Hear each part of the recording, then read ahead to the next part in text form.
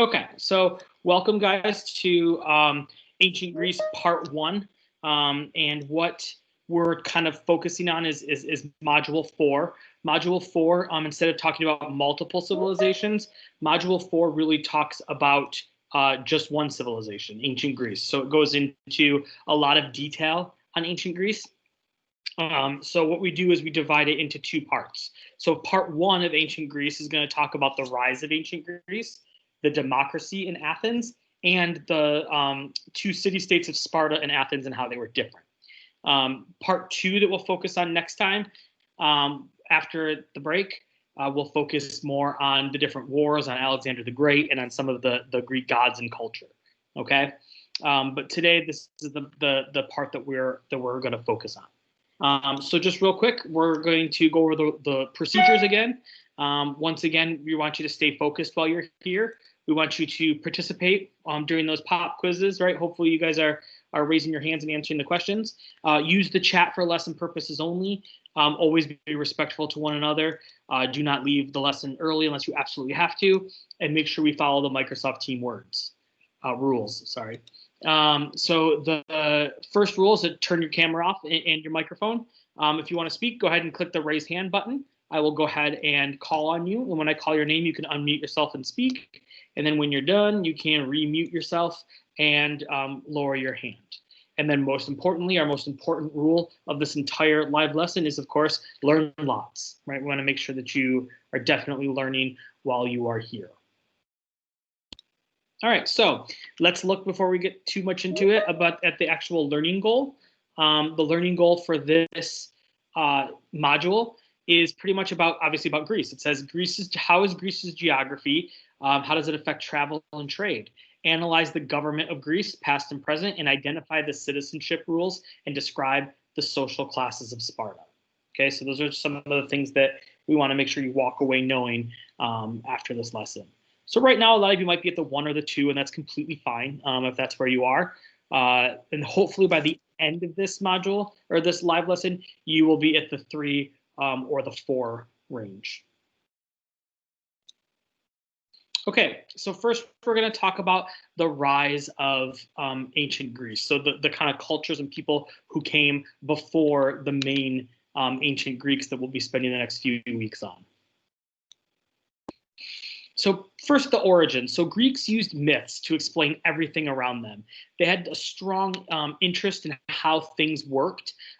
They couldn't explain, what they couldn't explain, they used myths to explain.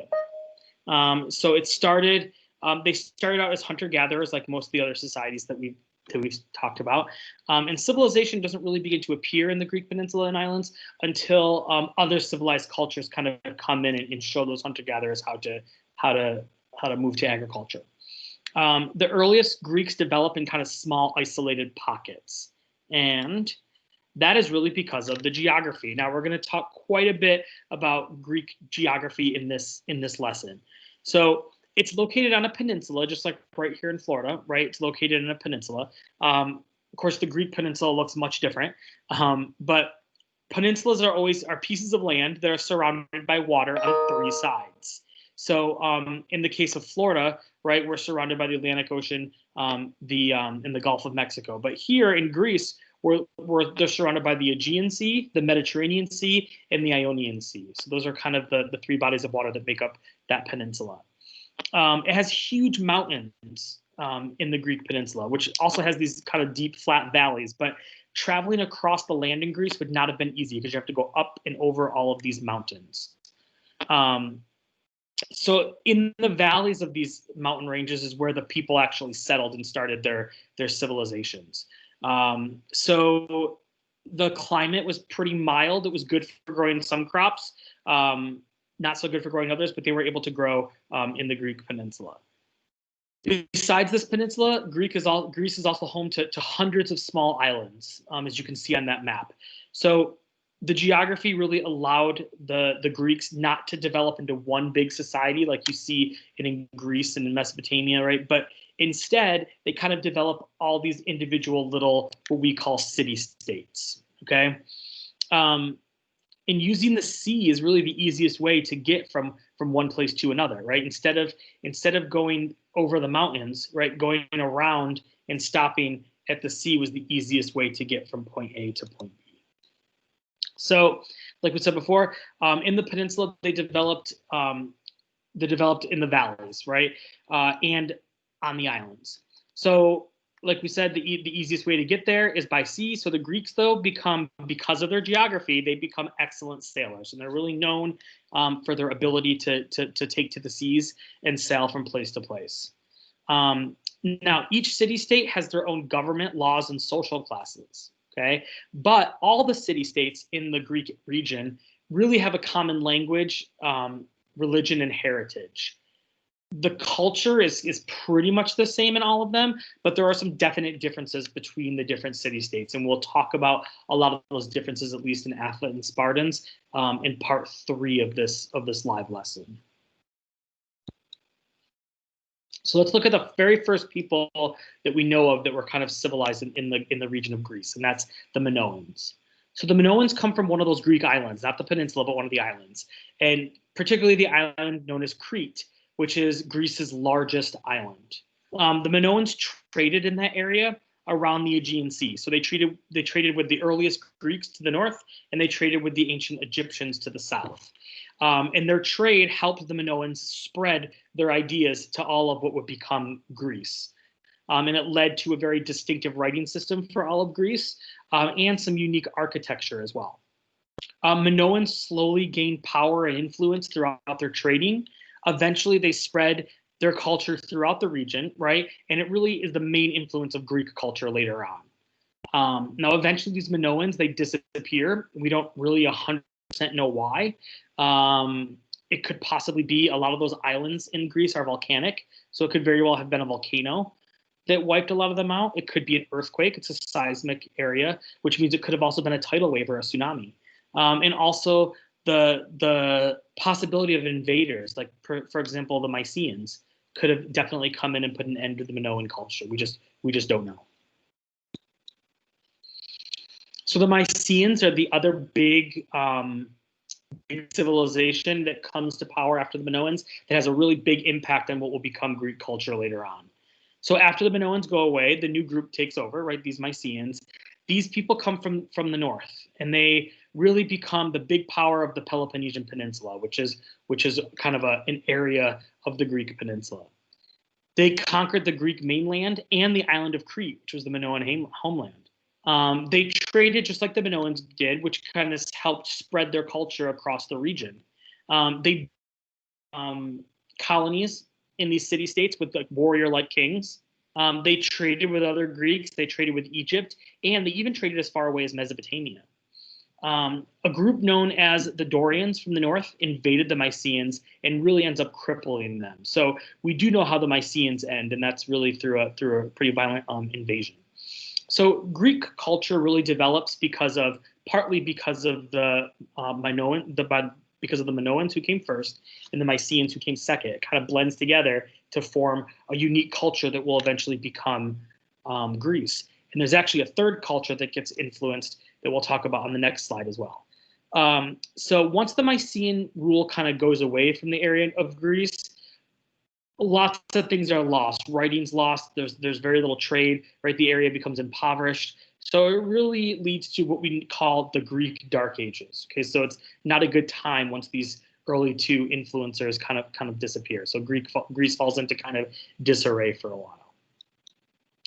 During that time, the Phoenicians come in. Now, this is that third group that also influenced Greek culture, kind of the three cultures mixed together to form one. The Phoenicians we already talked about, so we learned about them in Module 2. They lived in what is modern-day Lebanon and Syria, and they had very few natural resources, so they wanted to leave their region and many of these resources as they can to help build their society. They did the sea trade across the Mediterranean as sailors and traders. They set up trading colonies across the Greek peninsula and their islands. They provided the Greeks with an alphabet for the first time. So the alphabet is a big deal, and the Greek alphabet is something that really helps kind of unify the culture of Greece later on. Okay, So now we've talked about the rise of Greece, those early influencers of the Greek peninsula. Let's see how we do on some of these questions. So the first question is, how did the geography of Greece influence the Greek economic activity? How does the geography impact their economics? Encourage people to use the sea for food and trade.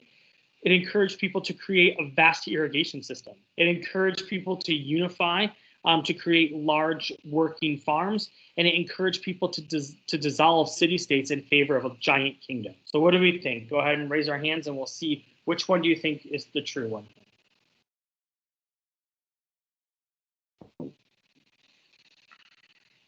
I only have one hand. All right, Cleo, what do you think? I think the answer is C. Encourage people to unify. So remember, we talked about how the Greeks didn't actually unify, right? That they were a bunch of small little city-states. So Dahlia, what do you think? I think it's A. Good. They took to the seas, right? It's hard to cross these mountains. So instead, they kind of took to the sea to kind of get from place to place, not over land. Good job. So the Minoans were one of the first group of Greeks to gain power and influence. What island did the Minoans live on? Live in Santorini, in Mykonos, in Malta, or Crete? What island were they from?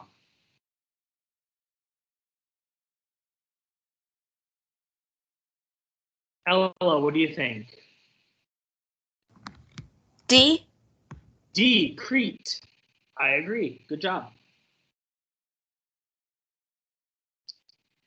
So the next question is, how did the geography of Greece influence the Greeks' interaction with each other? How does these islands, these mountains, how does that affect how they interact with each other?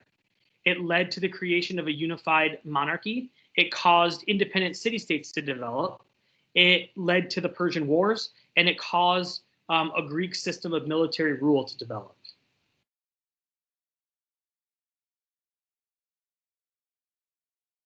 Let's see. Sophia, what do you think?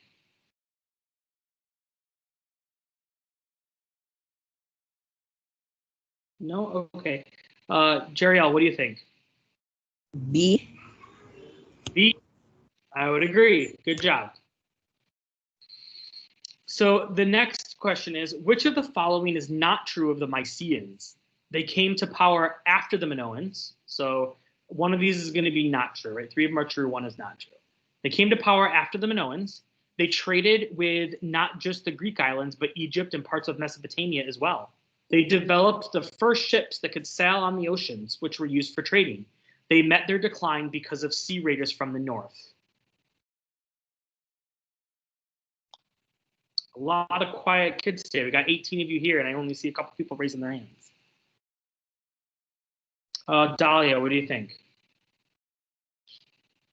The last one, it doesn't have a letter, but it's the last one. Oh, you're right. It doesn't have a letter, does it? Okay, so it's actually going to be C. So they did have boats, but they weren't the ones that kind of invented these ships. Okay, they had been around before. All right. For a time, the Phoenicians controlled the Greek peninsula. What is one thing that they passed down to later generations of Greeks? Now, we already talked about the Phoenicians, right? So this is our second time visiting them. So hopefully we know the answer to this. And it's metal weapons, an alphabet, gold, or well-built ships. What are something that they passed down to later generations of Greeks?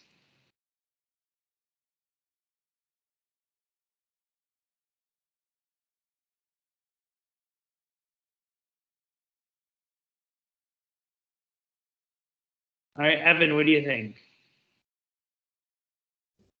B. B, an alphabet. I would agree. Good job. And then after the Minoans and the Mysians, what era did Greece enter? The Christian era, the Greek Dark Ages, the Hellenistic period, or the Aegean Golden Age? What era of time did they kind of fall into? Cleo, what do you think? I think it is B, the Greek Dark Ages. I think you're right. Good job. Okay, so now we're going to move on to the next section. Hopefully at the end of this one, we'll have lots of hands up in the air. And this is the section about Greek democracy, very, very important part of the entire Greek module. So once again, we're going to start off by talking about city-states, because city-states are very important in Greek culture, right? The mountains in valleys, the mountainous valleys and the small islands caused Greek society to develop city-states. These city-states were connected through language, religion, and some cultural aspects. But where they really differed was in their form of government. So city-states were all governed very differently. Citizens had different laws, different rights, right, depending on where you were. All the city-states governments fell usually into one of these four categories that we're going to talk about right here. So the first type is a monarchy. A monarchy is a government that's ruled by a single leader, like a king. All of the area's money, land, resources, and people belong to the king. And the king was the only creator and enforcer of all the laws in the area. Power was passed on to their children. Most city-states started out as monarchies, but as time went on, they kind of evolved into different forms of government. The first one that it kind of evolved into, in some cases, was a tyrant. Now, if you know what a tyrant is today, that's great. But a tyrant back then is not really the same thing as what it means today. So a tyrant back then was kind of a man who ruled by himself, okay? But today a tyrant usually means somebody who's a single ruler, but it's associated with cruelty towards their people or doing really bad things, okay? That's a tyrant. But back then a tyrant wasn't necessarily bad. In ancient Greece, a tyrant was just like a king, really, except he did not pass his power down to his children. Instead, when a tyrant died, a new tyrant was chosen to take his place. Depending on what city-state you were in, different people would be the ones to kind of choose what they or who selected it. But in most cases, it was the wealthy citizens that would kind of pick a new tyrant. All right, so tyrant like a king, except it's not passed down to his children. It's selected by the rich people. Okay. Today, a tyrant means somebody kind of nasty, right, or a terrible, harsh leader. But back then, it didn't really mean that. The next form of government is an oligarchy. And an oligarchy is a rule by a small group of people that work together. So instead of like having one king or tyrant, it's a group. Maybe it can be as small as 3 or as many as 5 or 10 even. Okay, but it's a small group of people working together to make decisions. The hope was that by spreading power across more people, that not a single person would become too powerful. So oligarchies often, though, wound up being just as powerful and abusive as a king because it was the small group of people that were making the laws. So usually those laws helped that same small group of people. So it was a good intent, but it kind of doesn't have that overreaching kind of freedoms that you know, say a democracy, our next one, would have. And the small group of people in an oligarchy are always going to be from the richest or chiefest class. Okay, so democracy is what was developed in the city-state of Athens. That's kind of what they're known for. And it's a system where citizens, men, get a say in how the government works. Citizens come together to vote on laws. And Athens, like I said, is the city-state that's really known for that. It took several leaders kind of taking small incremental steps to kind of move Athens from an oligarchy over to a full democracy. Okay, so it took several hundred years to kind of make that slow moving turn. But these 4 individuals are really the ones that are kind of credited with bringing democracy to Athens. The first one is Draco. Now, Draco, that name might be familiar if you're Harry Potter fans, but it's really created, he created the first written laws, right? And written laws are important in a democracy.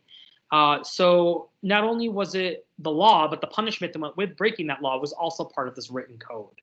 Some of these laws also kind of took power from the wealthiest families and kind of distributed it more to kind of the middle class and everyday people. But still, the big decision making was from the top, from the wealthy class. All laws had specific consequences for breaking them, and many were really harsh. So a lot of them even included death. So today, if someone says that those rules or those laws are kind of draconian, that means that they're just really harsh laws, right? Laws with really harsh punishments. Solon, he kind of takes Draco's laws and kind of revises those laws to make them less harsh and a little more fair. He allowed farmers and members of the lower class to participate in the government. Doesn't mean they could always vote on things, but they at least could participate in them. He expanded the council to 400 people, giving more people a say. He created an appeals court to kind of challenge court rulings. So if you didn't like the way the court ruled, you could actually challenge that in an appeal. He was known as the one who really set the foundation for Athenian democracy. Cleo, do you have a question? Oh, I just wanted to make sure I had this down correctly. But like the way I have it is like the Draco and Solomon, they're like brothers, I guess. And like Draco is the more meaner one with the bad death sentence, and then like Solon is like the nicer one to make sure like everyone's less harsh. Am I getting it like correctly? Yeah, you could definitely look at it in that context. That's perfect. So then we're moving on to the next one. Cleisthenes, he took away all of the remaining political power from just the wealthiest class. Okay, so no longer was it just the wealthy making all the decisions. He developed a system where people from all the social classes would kind of work together and have some power in the government. He created a council of 500, so instead of 400, now it's 500 people that would help kind of create the laws, but they were selected at random by lottery. So it wasn't just the wealthiest people that were involved. It was just a kind of random selection of 500 people from all the eligible citizens in Athens. And he believed that citizens should vote directly. And we'll talk more about this in a minute, but basically all of the citizens got a chance to vote on every single law every single time. Okay, and as long as 10% of the eligible voters were there, you could hold the vote, which meant that 5,000 people had to really be there to vote. I mean, that's a lot, right? That's the biggest difference between their democracy and the democracy that we have today. Pericles is the last one. He gave poor people jobs by rebuilding the city after the war. And he separated religion and government almost entirely. He provided free concerts, festivals, and plays for the citizens of Athens. And he separates the legislative, judicial, and executive branches of the government, just like we do today in the United States. He set up a system of paying people when they were out for public service. For example, when you were serving as a juror, right? When you wanted to hold political office, you get paid for it. Or when you were out in the military serving for the war, you got paid as well. And he opened up all government positions to all citizens, regardless of wealth or class. So you can kind of see how it starts off as an oligarchy, right, with the wealthy people, and slowly over time, right, it kind of develops into a much more robust democracy. So Athenian democracy has an archon, which is kind of like a president, right? And he oversees the military, the government, religious affairs. He serves only a one-year term, and he can't ever be reelected. So it's kind of a one-and-done type situation. And there's the Council of 500, which is almost like our Senate in the United States. And having 500 people ensured kind of a variety of demographics. You're going to get wealthy people in there. You're going to get merchants. You're going to get craftsmen. Right? You're going to get people from all walks of life in that assembly when you have that many people. So the assembly is like the House of Representatives, and that's the thing that's everybody, right? It's essentially every citizen is in the assembly, and there's 50,000 people that applied to in Athens, right? So you could have at least 5,000 people voting on every single law, like we said before. Then you have the law courts, which is similar to our Supreme Court or our judicial system, our court system. You had judges, right? And you had juries for criminal trials. Now, another big difference is that today in the United States, if you have a criminal trial, you have a jury of 12 people. Well, in ancient Greece, they had a jury of 200 people. So once again, another big difference there, but similar concepts for both. So what did you have to do to be a citizen in Athens? Women, slaves, and children, not allowed to be citizens, unfortunately. You had to be a man. You had to be born between two Athenian parents. Both your parents had to be from Athens. You had to be over 18 years old. And you had to make sure that you completed your military service. Every male had a required military service. And once you were done with that, then you could actually become a citizen. So Athens had a system known as direct democracy. So that's different than we have in the United States. Direct democracy means that every citizen can vote on every single issue. Decisions were made based on majority rules, right? Whichever side got more votes is the side that won. 50,000 people, like we said, was eligible to vote, and you had to have 10% of the population, which was 5,000 people, right? Same thing again. Today in the United States, what we have is a representative democracy. And what that means is that we elect people to go and make our decisions for us. So we just had an election last week, right? And we selected congressmen, right? We didn't select a senator this time, but we will in 2 years. And those people go vote in Washington, D.C. on our behalf. It's not like every person, it's not like there's a new law being proposed in DC and everyone gets on the plane, flies to DC, votes and flies back. No, right? That would not work, especially in a republic the size of the United States. So instead, we elect people to go vote on our behalf. Evan, do you have a question? Did you have to be 18 or above, or it's just 18 above? I think it's just 18 years old or older. Let's see. Cleo, what do you think? I was like, to see if still to this day, does the Athens democracy still happens? Like for the citizenships in Athens? So, Greece today, Athens is part of Greece. It's the capital of the country Greece. And today, Greece is a democracy. So is it exactly like this now? No. It's more of a representative democracy like we have in the US, but they still do have a democracy there. Okay, but the idea of a democracy was born in Athens, Greece. Okay, thank you. No problem. Jeriel, what's your question? So if you was like not able to serve in the military, does that mean like you wouldn't be able to become a citizen? Correct. Yep. Yeah, that's tough. That's tough. Yep. All right. So the last slide for this section is just kind of some facts here. It says voting was usually done by a show of hands, but sometimes assembly members wrote their votes on broken pieces of pottery. Then the officials would collect these kind of broken pieces and count them as their for their vote. Only free male citizens of Athens were members of the assembly with the right to vote. Women, slaves, and foreigners could not participate. In Athenian democracy, people debated the issues in open air, and sometimes these debates were noisy affairs. You have 5,000 people arguing about different laws and things, right? Imagine how that would sound. The Athenian assembly met on a hill called the Pharynx, and sometimes more than 6,000 men crowded this small hill. And usually what would happen is that somebody who felt passionately about a law, they had like a stage there, and they would kind of go up on that stage and they would start yelling their opinions, and then men in the crowd would yell back and argue their opinion back, right? So this was a lively debate usually for every single issue in Athens. Yes, Cleo. Okay, so from back then, the voting, it was like, sometimes people like write it down. Like now we have ballots. Correct. And then before we don't like speak it out or anything. Correct. And like before we would like, now like women and male can vote, but I'm pretty sure you still have to be a citizen if you wanted to vote. So I'm saying that things have changed a little bit since that has happened. Yeah, of course. Yep. So we've definitely evolved our system. Mm-hmm.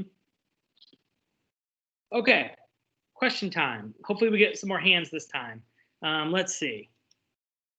So Greek city-states shared all of the following, but what? Did they all share a government? Did they all share a language? Did they all shared a culture, or they all shared a religion? So which one of these things is something that the Greek city-states did not have in common? Mia, what do you think? I think it's A. I think you're right. Good. It's a government. They all had different governments, but they did share a language. They shared a lot of cultural aspects the same, and they all shared a religion as well. Which of the following was not a form of government practiced in ancient Greece? Democracy, oligarchy, meritocracy, monarchy. Which one was not one that was practiced? Dylan, what do you think? New hands, I like it. C. C, a meritocracy. Now, a meritocracy is a real thing, but it's not something that they ever had in Greece. So that's definitely the right answer. Which Greek ruler is credited with providing concerts and arts festivals and plays free of charge plus separating the legislative, judicial, and executive branches of government. Which one did all those things? Let's see. Sophia, what do you think?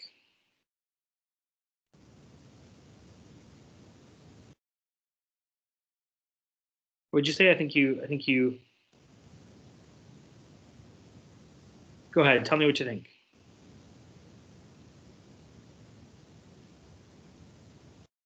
Oh no, we can't hear you, Sophia. All right, Ella, what do you think? D. D. I would agree. Good job. Sorry, Sophia. I don't know why we couldn't hear you.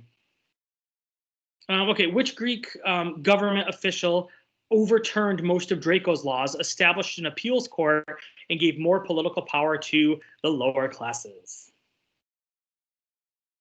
Sophia, want to try again? See if we can hear you this time. D. Pericles. Okay, that's actually the one that was for the last one. So this one's actually going to be a different one, but I'm glad we could hear you this time. Dahlia, what do you think? C. Okay. Maybe we should make sure we look at those again before we take the test. All right. Good job, though, guys. I appreciate you raising your hand.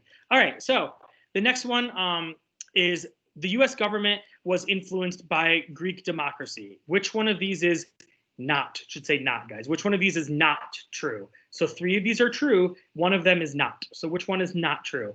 We have a president that's similar to the Archon. We have a direct democracy, just like the Greeks. We have a House of Representatives, which is just like the Greek assembly. And we have judges and juries, just like the Greeks. So which one of these is not true?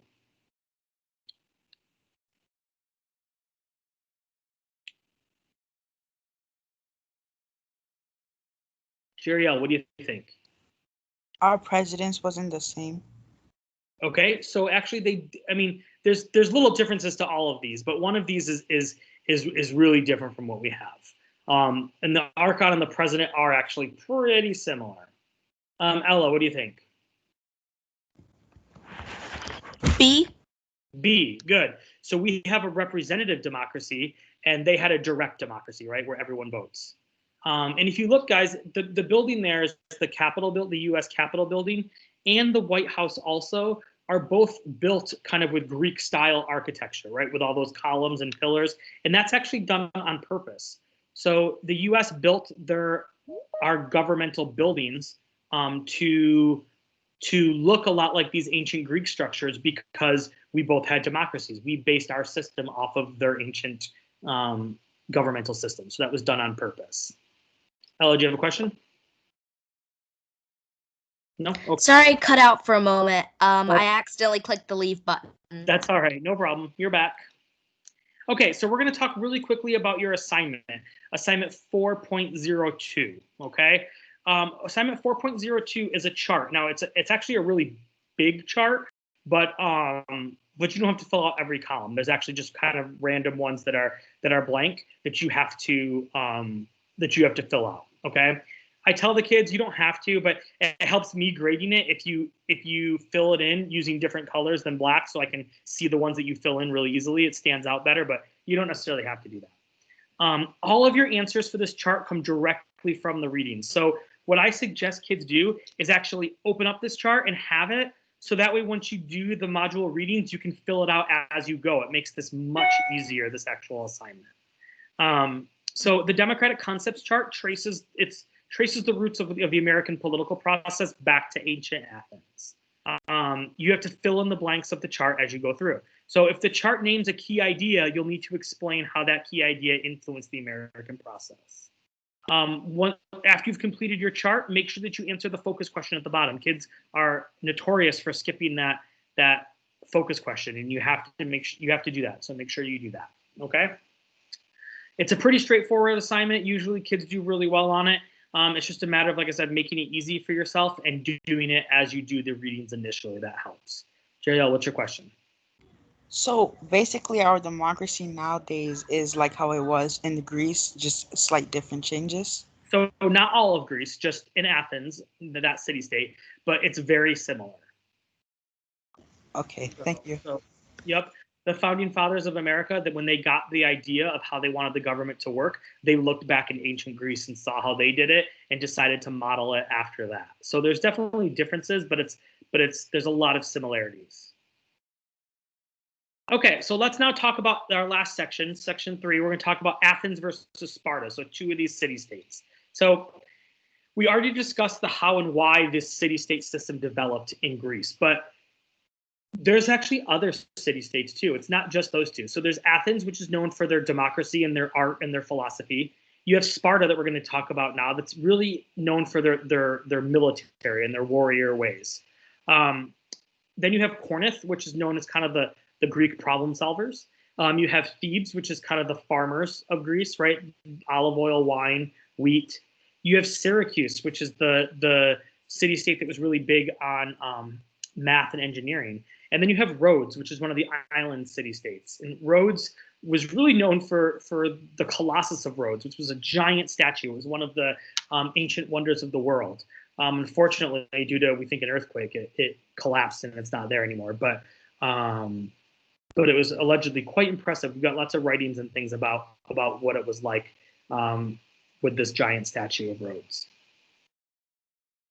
And then I skipped this little part. It just says, of all these city-states, right, each of them was unique, but the 2 that really stand out in history are Athens and Sparta because of how different they really were. So the main peninsula of Greece can be split into 2 smaller regions. There's the region of Attica, which is a kind of mini peninsula to the east, and then there's the area of Peloponnesus, which is a larger kind of peninsular area to the west. Both Attica and Peloponnesus had mountains, rivers, and fertile land. Okay, so they were similar in that way. Now, I do want to say that Athens and Sparta are not always enemies. There are times when Athens and Sparta work together and fight together on the same side. So Greece is interesting because, like I said, there's times where they're friends and times where they fight amongst each other. So it's kind of hard to categorize it as one thing over the other. I think kids are quick to say they didn't like each other, but it really depends on what time period you're talking about.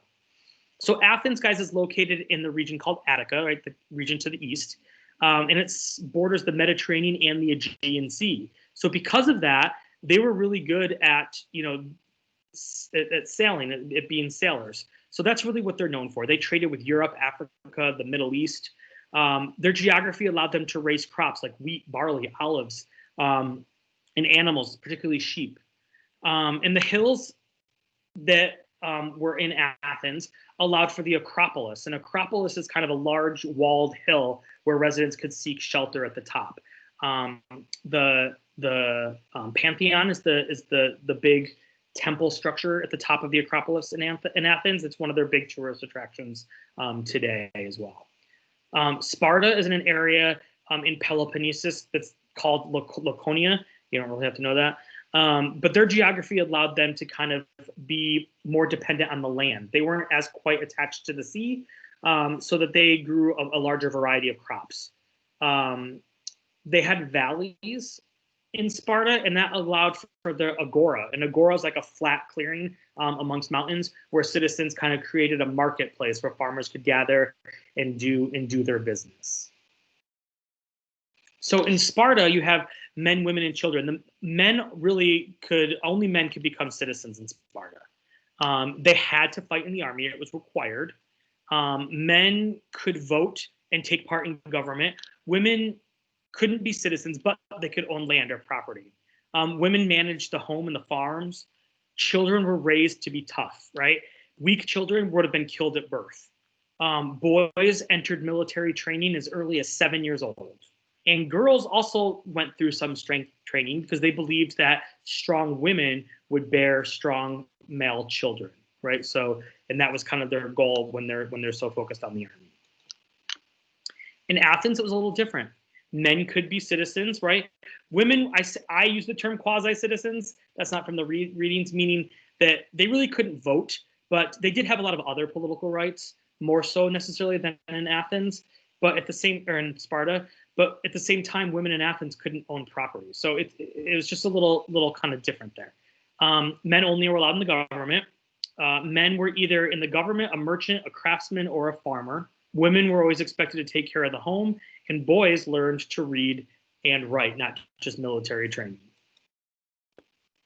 Kind of the culture of Spartans was a little bit different. It was, they derived from a group that was called the Dorians. They valued discipline and simplicity. They valued hard work and physical activity. Now, the readings in your module say that they outlawed business. I think that's kind of a general statement. I think they may have had laws limiting business, but I don't think it was fully outright banned. You needed permission to travel. You couldn't freely travel out of Sparta. If you were a Spartan citizen, you had to have permission to travel. No gold or silver for money. They just used iron bars. Culture was based on their military. It was the only standing army in Greece. So whereas other city-states only had an army when they went to war, right? In Sparta, they had a standing army. There was always an army ready to go at all times. An army used the technique called the phalanx, which is where the kind of soldiers kind of got huddled close together. They would put their shield up for protection, and they'd stick their spears straight out. Okay, and that kind of helped them progress and move along in the fighting to protect them, right? And it was really hard to kind of attack when they were in that formation.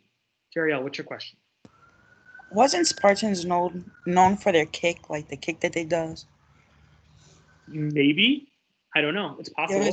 There was this thing I read where it's like it was a Spartan, and it said that they were known for their kick that they do, like to finish off the enemy that they're fighting. Oh, a kick. Yeah, and when they kick, they go like they sell like Spartan or something. I thought you said cake. Oh. Yeah, No, maybe that's kick. possible. They had a lot of different war techniques in hand-to-hand combat and fighting, so that's very possible. That wouldn't surprise me at all.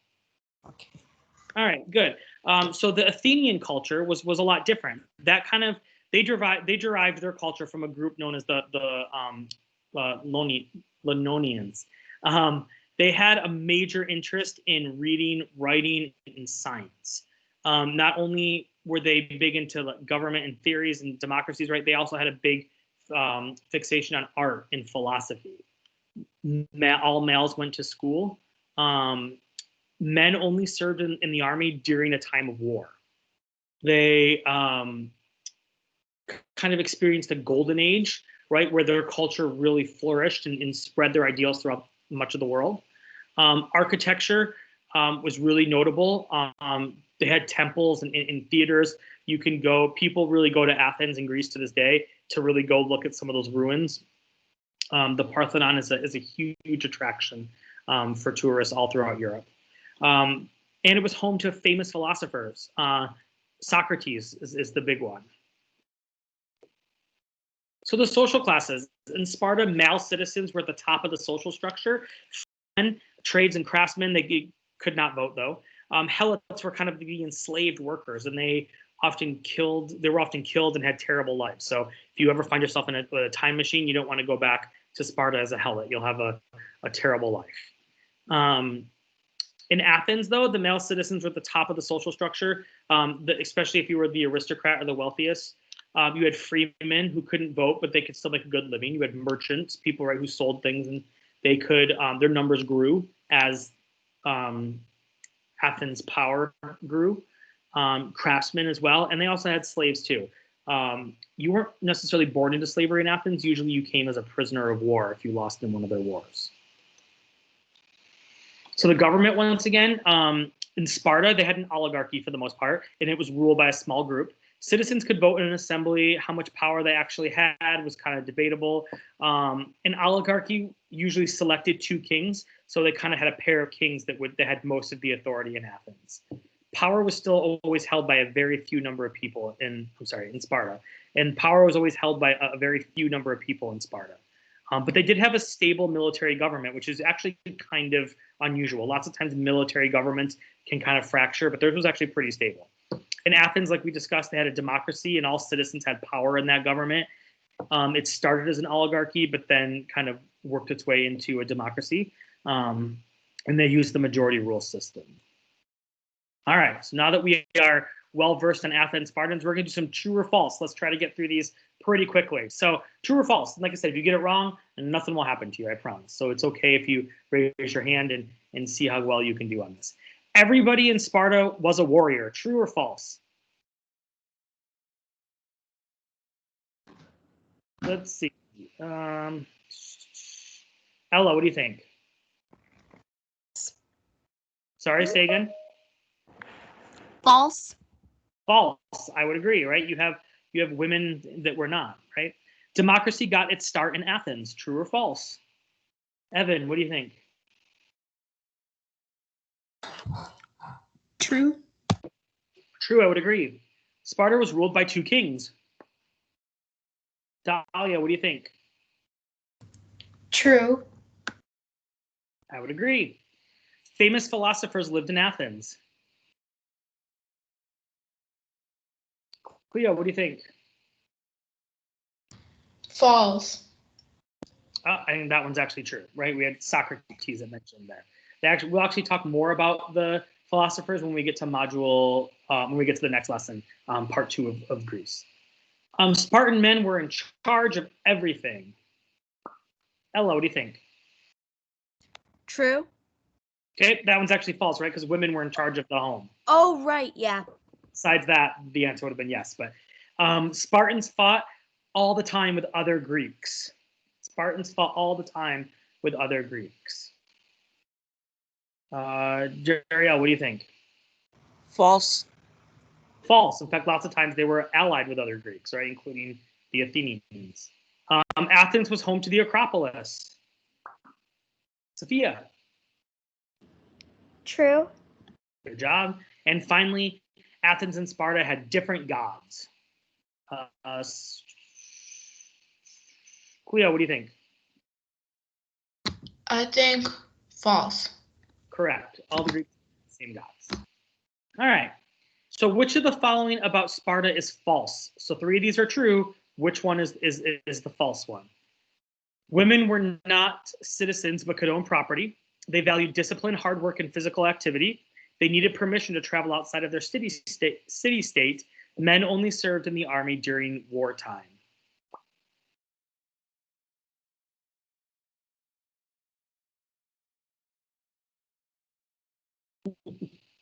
Not so confident in this one. A lot of hands are being put down. Let's see.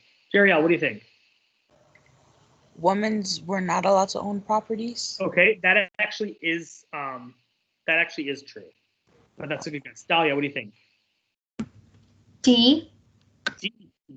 Good. Remember, Athens had a standing army, so they always had an army, even when they weren't at war. Which of the following about Athens is false? So once again, 3 of them are true, 1 of them is false. Major interest in reading, writing, and science, and appreciation for art and philosophy. They had laws that outlawed business, or they built large temples.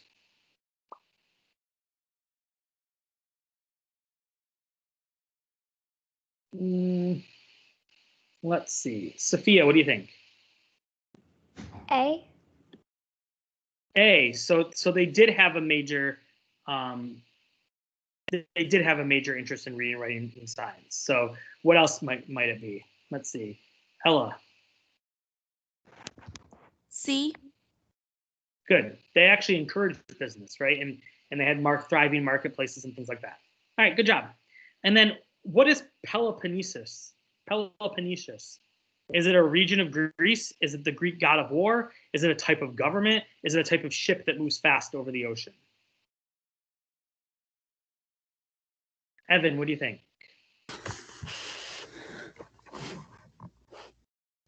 B. Okay, so that's not a bad guess, but we actually haven't even talked about any of the Greek gods yet. So what else? What do we think it might be? Dahlia.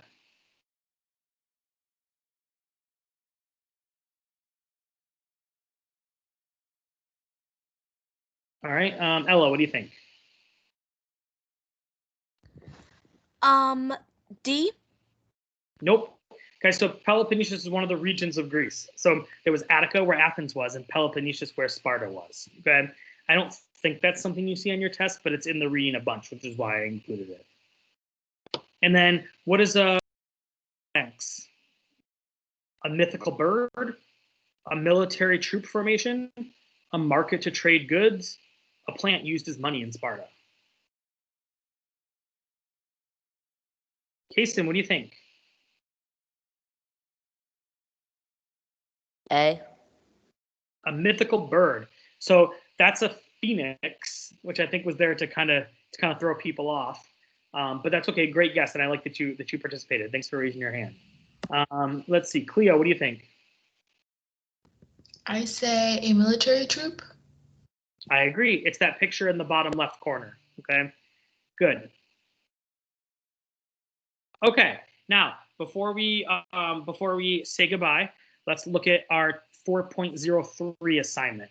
Evan, do you have a question first? I have to go in a minute, That's but okay. I can still stay. Okay, we're almost done. We just got to go through our 2 assignments, and then you'll be good to go. But if you have to go, then you can go. That's fine. So 4.03 is the letter. The ones I've gotten so far from kids have actually been pretty good. But I just want to quickly go through it to make sure you have everything that you need. Okay. So what you're going to do is you're actually writing a letter home. But first you have to pick the role that you want. So step 1 says, choose one of the following types of person that you want to write from that point of view. You can do a young teenage girl. You can do a slave, a boy. You can do a young soldier or a very wealthy person. Most girls are choosing the first option, a teenage girl. Most boys are choosing the third option, a boy. But I don't care. It's up to you, whatever you want to do. If you want to be a slave, you can do that. It's up to you. Step 2 says to choose your destination. So you want to say, am I going to be a Spartan who's visiting Athens or an Athenian who's visiting Sparta? Either one is fine. It's up to you. You can pick whichever one you want, okay? And you need to write a letter home. So it's got to say, dear, whoever. Usually kids say mom or dad. That's fine. And it has to be written from the perspective that you choose. It needs to be at least 2 paragraphs, and you have to compare how your city is the same or different as your home city. Now, some kids are doing 1 paragraph about how it's similar and 1 paragraph about how it's different. I'm fine with that if that's what you want to do. If you want to spend both paragraphs talking about how different they are, that's fine too. It's really up to you, okay? You can talk about the geography, the social structure, the government, talk about what their interests are, right? There's lots of different options that you can really pick for that letter, okay? Just make sure that it's in a letter format, right? Saying dear at the beginning and in love, whatever, or sincerely, whatever, at the end, okay?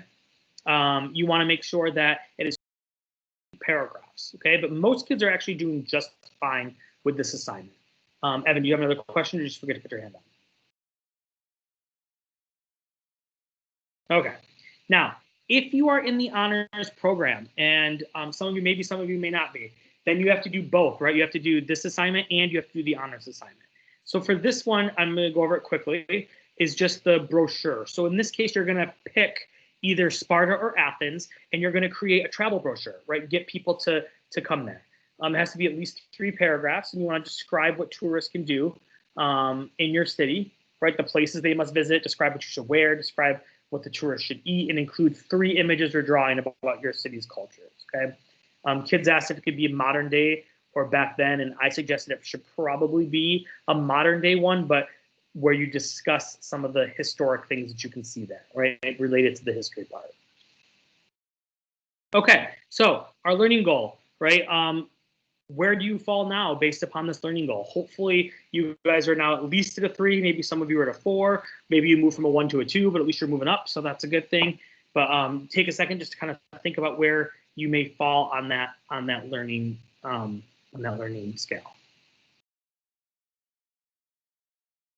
Okay, so that's it. Thank you guys so much for attending today's live lesson. I'm going to stick around for a few minutes to answer any questions you might have. If you don't have any questions, you can sign off, and I will see you next time. Thank you so much for coming. You have no idea how much I appreciate your attendance, okay? And then after Thanksgiving, we will do the Ancient Greece Part 2, okay, for those of you that are wondering about that.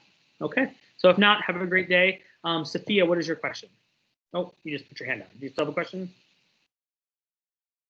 Okay, Jeriel, what's your question?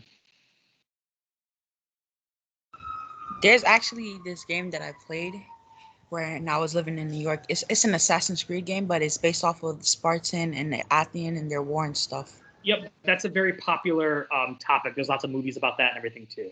So yeah, I think. Sorry to cut you off. No, I think that game is based off of a movie, actually. Yeah. So there's a lot of pop culture references to Athens versus Spartans. But good. Well, thank you so much for coming. Have a great day. Okay. You too. Bye. Let's see. We got Cleo and Ella left. Questions from any of you?